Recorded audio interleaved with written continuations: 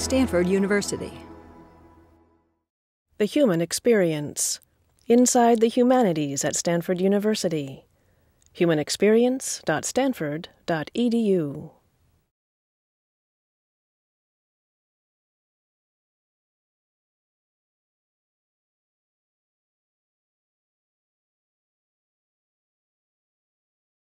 It's my real pleasure to be here today, and sorrow that I haven't been able to come to the entire conference. And particularly a pleasure to introduce Patrick Byrne, Chairman, CEO, and founder of the internet retailer Overstock.com. So Patrick received a bachelor's degree in philosophy and Asian studies from Dartmouth College, and then a master's in philosophy from Cambridge. And then his real claim to fame in life is that he received his Ph.D. from the Stanford Philosophy Department. It's been downhill since there.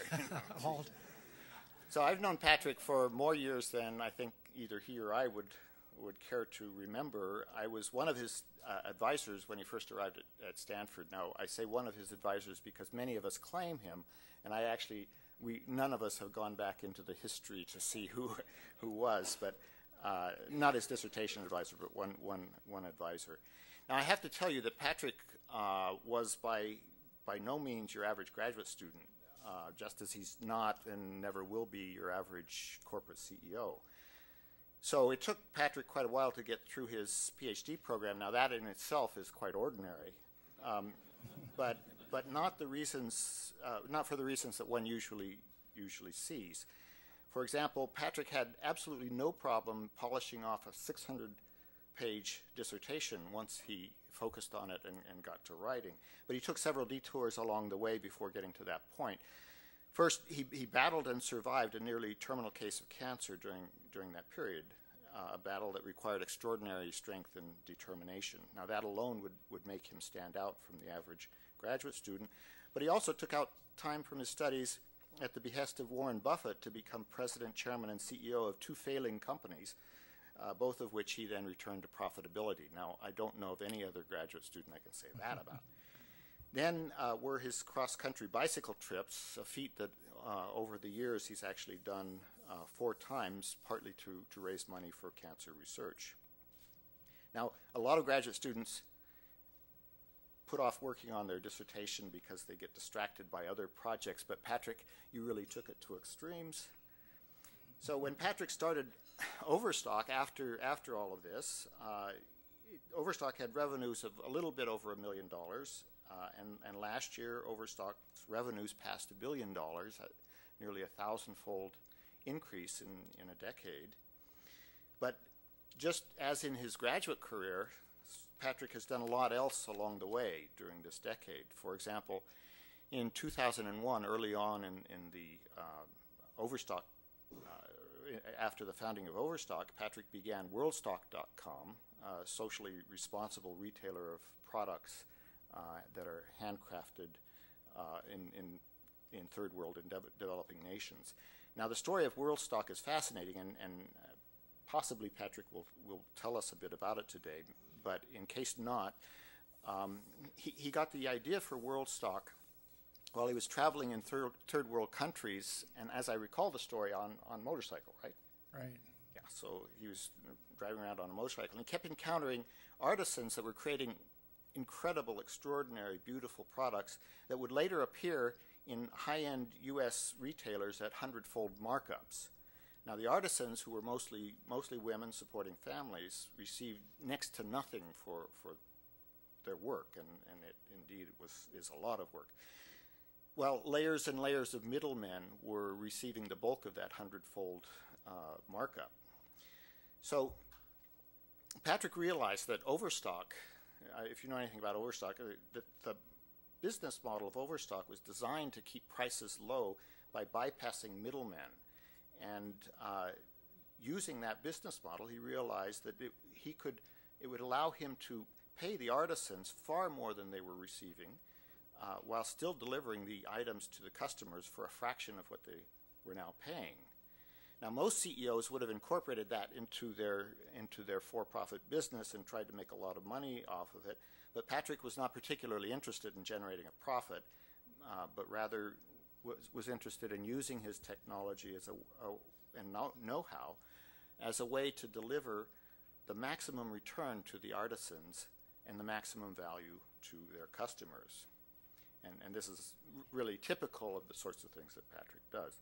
In the financial community, Patrick is perhaps best known for his wide-ranging campaign against securities manipulation in capital markets. When Patrick began his campaign against a practice that's known as naked shorting, now that's basically, in effect, selling short large quantities of phantom stock, he was considered a cross between a pariah and a lunatic.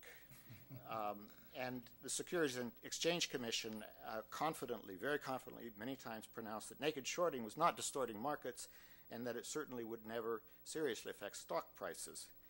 That is until 2008, when they suddenly decided overnight that the practice could well bring down some of the largest investment banks in the world, and they put in place some rules that made it impossible for those companies to sell their stock short without the underlying shares. So anyway, Patrick was right about all of that and much else. Indeed, if I had taken Patrick's advice in 2006, his investment advice in 2006, my retirement account would be in much better shape than it happens to be. But I look forward to hearing Patrick's reflections on what humanities training has meant to him in his career and what humanities can bring to Silicon Valley. And we're very proud to call Patrick our graduate. So Patrick, please join me in welcoming Patrick.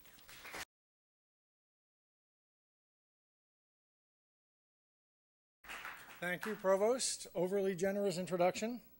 I don't remember you grading on a curve back when I was a student, but times have changed. I am going to talk about three things. I actually, just the other night, I was told, where's your someone asked me, Annalise asked me, where's my PowerPoint? And when I was at Stanford, it was the halcyon days of academia before PowerPoint had arrived. So I've spent the last couple of days and pulled together a PowerPoint. I'm going to talk about three things, just some of the Overstock history that you may find interesting, and I think shows how I've tried to apply what I learned here, touching on some of the same points John Etchemendy made. Secondly, should you rise above your principles? And by the way, this is a Buffettism. Buffett says there are times in life when you have to rise above your principles. Never been quite sure what he meant by that, but well. Lastly, how and where specifically a humanities scholar can add value in a tech firm from what I've seen. So we're going to start high level and move to concrete. Just some Overstock history you may find interesting. The first really fun business idea of my life. Oh, I guess to explain this, I do have to, as tedious as it may sound, give a little bit of background on Overstock. Very simple, don't want to get too tedious about the business, but the essence, American retail is optimized around three things: mass quantities, similar goods, small number of suppliers. Walmart wants to buy something only if they get 200,000 of it. So at the fringe of retail, there's this profession called jobbing, which folks like you and I generally never meet. They look like Tony Soprano. It's bada bing, bada boom. I knows a guy. I got this deal going with Seiko. He's got something going on.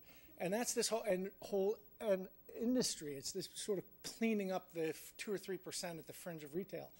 And the idea for Overstock was, let's form a company that has a group of those jobbers in the core, and we'll optimize our supply chain around the opposite of those three things: not mass quantities, similar goods, small number of suppliers, but very small quantities, dissimilar goods,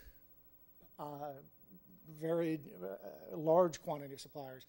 Now, I thought this was such a no-brainer, and that I took this, I have to say, I took this to Silicon Valley, took this to the venture capital community. This was in 1999 when you were hearing about folks dropping out of business school here and on a one-page business plan getting $40 million in venture capital.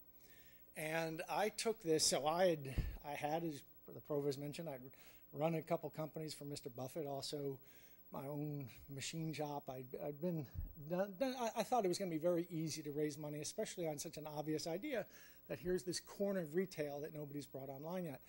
And I took that to 82 venture capitalists around Silicon Valley and I was turned down by 82 venture capitalists, which shows you what a lousy salesman I am. About 3 months later, this wonderful thing happened called the dot-com crash. And as all these people started going under, we found that the supply chain that we'd built to handle these overstocks were pretty well on bankruptcies too. And we went out and liquidated 18 companies. This is really how we got our start and got momentum, by liquidating 18 companies that had been funded by the same VCs who had turned me down for money. Now, I'm much too mature to take any undue satisfaction in that. I was actually asked on ABC 2020 when they get Chris Cuomo, when they got tired of doing all the stories about the dot-com crash, they came out and did a story about us. And he said, well, how do you feel about prospering off the distress of these other businesses? And I said, hey, I was always taught the first rule of business is if you're not going to kick a man when he's down, when are you going to kick him? He said, where'd you learn that? I said, Stanford philosophy. So anyway, but that did lead to is the only really light bulb moment of my life I can think of. I was in Cambodia in 2001, and the opportunity came across for these reasons Provost Etchemendy explained to start buying the works of artisans. And the light bulb moment where I actually crashed my motorcycle as I was sort of healing up. Somebody probably gave me some too powerful a Cambodian painkiller. I had this vision of, why is an artisan production entering the American supply chain? Because it's small quantities, dissimilar products, highly varied supplies. Well, that's by some strange irony. That's what I had just spent the last 2 years of my life building, a supply chain that could deal with that. Only it had been Overstock, but we realized we could we could plug this into the artisan community around the world, start selling the products at no profit, and maybe build a good business. We focused on women. Why? Another thing I learned at Stanford. W.C. Fields once said, I spend half my income on whiskey and cigars, the other half I waste. Well, that's I remember studying here in development economics. I used to stray out of philosophy into these different departments, development economics. And that's a phenomenon that happens around the world. So we really focus on women artisans, just as Provost Etchemendy said. Basically, an artisan in the developing world may work a month making something for $25. If it ends up in the U.S. retail system, it's tremendously marked up through all these layers of intermediaries. We realized we could just disintermediate them using this supply chain that was perfect for dealing with artisans, pay them quite a bit more.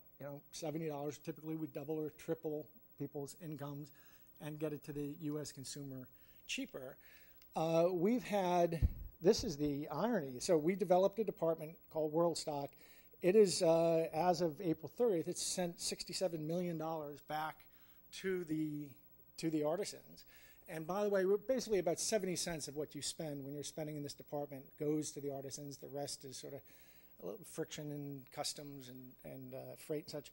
But we're actually now making a profit and building schools with it. We've built 25 schools around the world with another 6,000 kids in them, self-sustaining schools. But we have about 10,000 artisans around the world employed full-time making this stuff.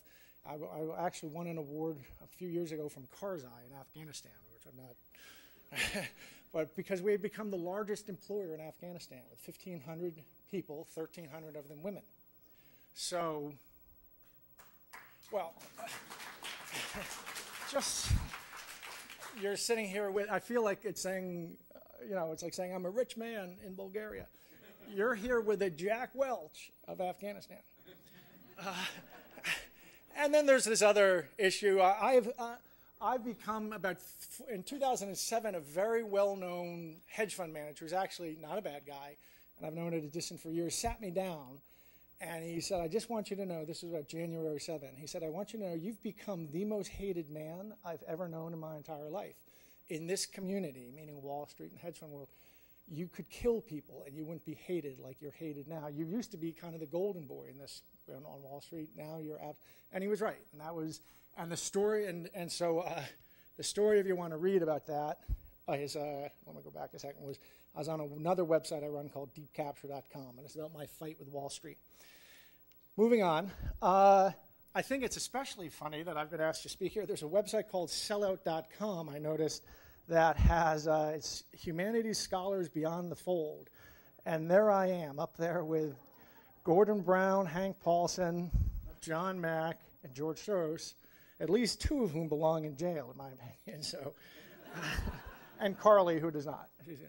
So that's just some background on Overstock, and we can talk a little bit more about how I think of the things I learned here every day in my business life.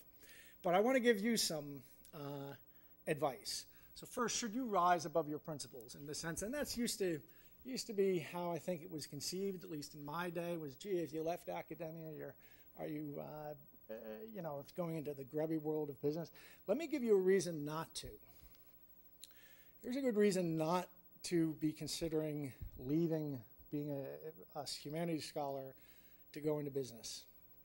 This is from the proceeds of the National Academy of Sciences last summer, a paper, High Income Improves Evaluation of Life, but Not Emotional Well-Being. There's quite a bit of research in this area, and basically it divides happiness into two components: emotional well-being, which is you go through your day, how much distress and stress and anger and such to feel, and life evaluation.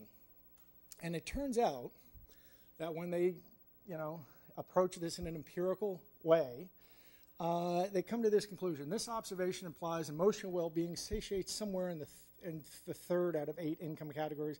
We infer that beyond about $75,000 a year, there's no improvement whatever in any 3 measures of emotional well-being. By the way, that's household income.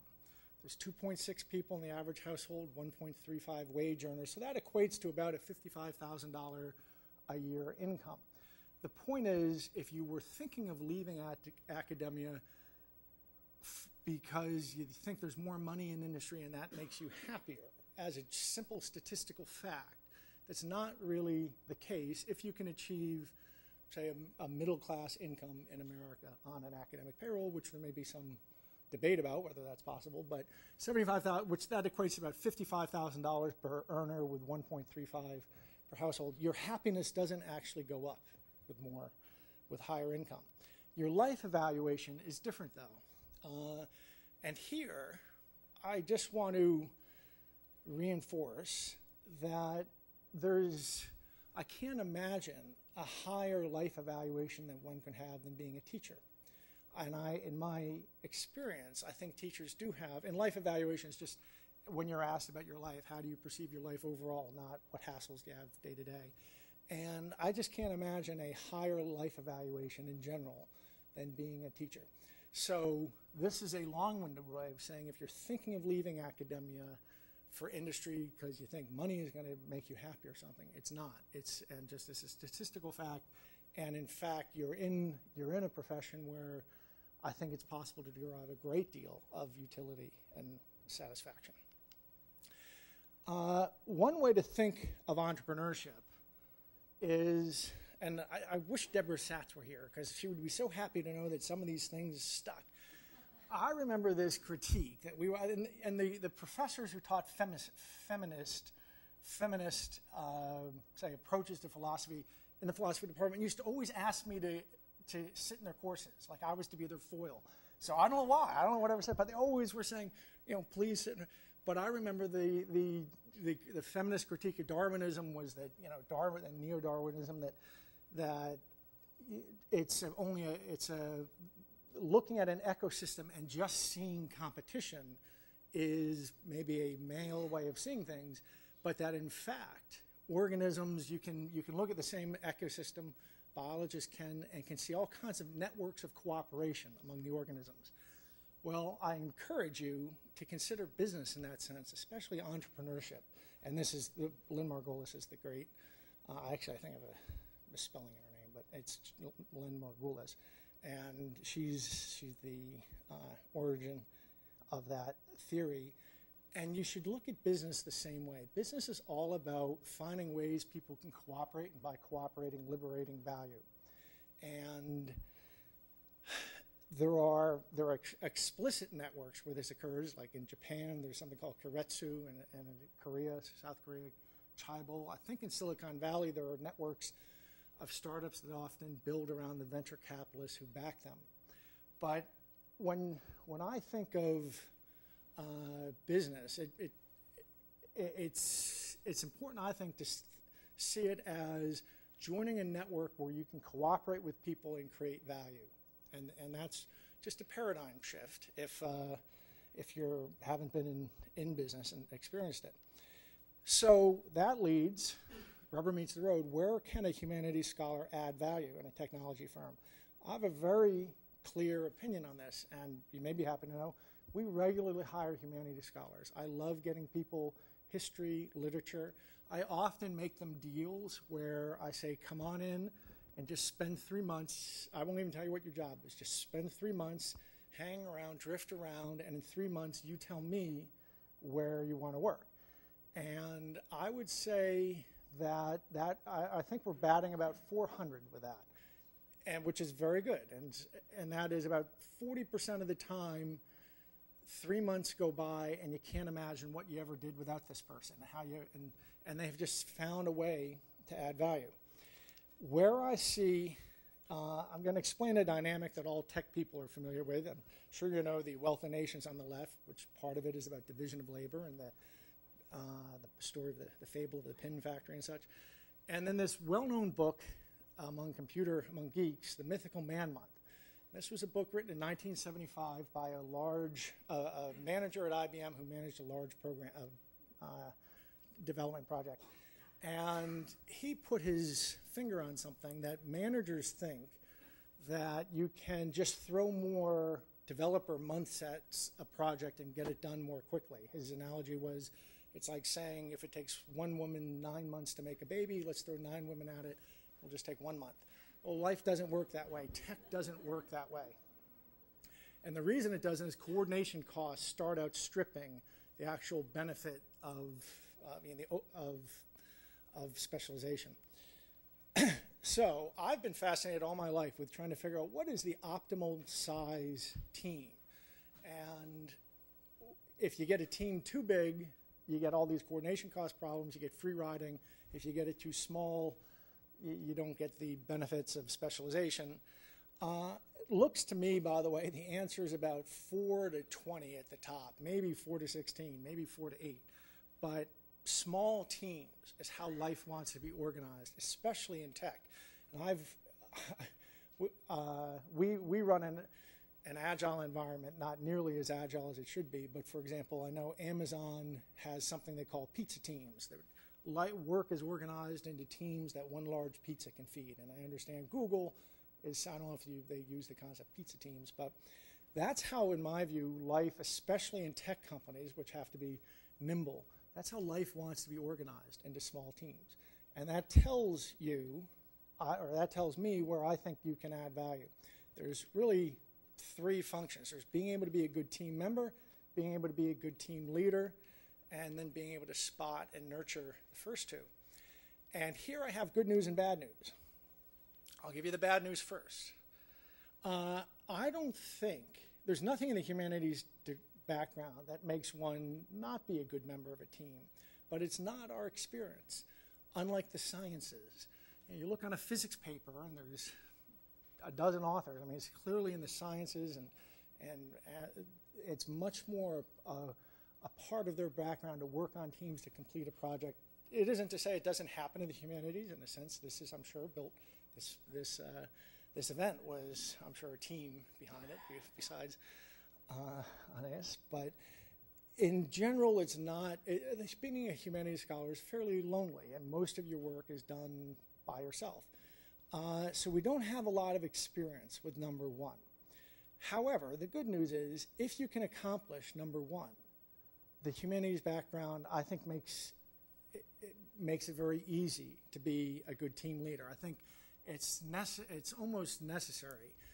I can't imagine a good team leader who isn't, at least intuitively, in touch with the kinds of issues with which the humanities deals. And then 3, I'd say the same thing. So in short, your humanities background, I think, makes you a great candidate to take step 2 and 3, but it's neither here nor there as far as step 1 goes. Doesn't count against you, doesn't make things harder for you, but I'm not sure that there's much in what you do as a humanities scholar that helps you be a good team member. And now I'm going to give you one more Buffett line. Buffett, I saw Buffett. I did work for Buffett, and he's been a great hero and mentor of mine. And I've seen him asked as sort of a similar question. And he says, consider a thought experiment where you could pick one person in your class, don't say any names aloud, but one person to go long in the sense of whatever they achieve in life, however you want to define achievement. You know, happiness, family life, money, fame, whatever, you know, satisfaction. You get 10% of it for free. You get to pick one person, and whatever they get, you get 10% of it for free. Who would you pick? Well, you would pick, he says that what he would pick is somebody who has a certain set of characteristics. It's as corny as they show up on time. They do what they say they're going to do. When they do their part and a little bit more. Things like that. It's kind of hard to put your finger on exactly what that set of characteristics is, but that's the person he believes one would pick. And then reverse the question. If you had to go short somebody in your class, pick somebody that whatever they accomplish, you have to give up 10% of it. Who would you pick? And again, especially no names allowed. But if he would say you would want to pick somebody who has a certain set of characteristics, that they're sneaky, they're political, they're backstabbing, they spin the truth, and there's a lot of spinning, and it's a natural tendency for people to try to make themselves look good, but so they'll spin a little bit, they're not quite honest, you have to check up. Well, the really profound thing about the thought experiment is if you agree that those attributes are the ones that associate with success, however you define it, they're all attributes anyone can just choose to have. No one can choose to have a 180-point IQ or be 7 foot and dunk basketballs, but everyone can choose to have that set of characteristics. But it would surprise you to learn how often in corporate America people don't choose that set of characteristics. They choose a set of characteristics that you would associate more with long-run failure. And it really comes down to a simple matter of choice. I've carried that idea with me for years, and I've come to realize that the characteristics that he really was sounding out are the characteristics of being a good team member. That's really what it was. If you think of what that set of characteristics, which often has to do with not being egotistical, not putting yourself forth, being considerate of others, doing your share and a little bit more, all those kinds of things, which are all things people can just choose to do, that's really what makes you a good team member. So my advice, at the risk of sounding like your grandfather here, is if you're trying to make that leap, that step 1 is going to be that's the toughest part. But if you do get a job in industry and you want to add value, think of the set of characteristics that make you a good team member, and then just choose to have them.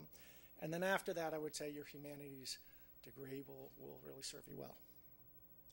So I gave you Buffett's answer, and I'll stop there and we'll take questions.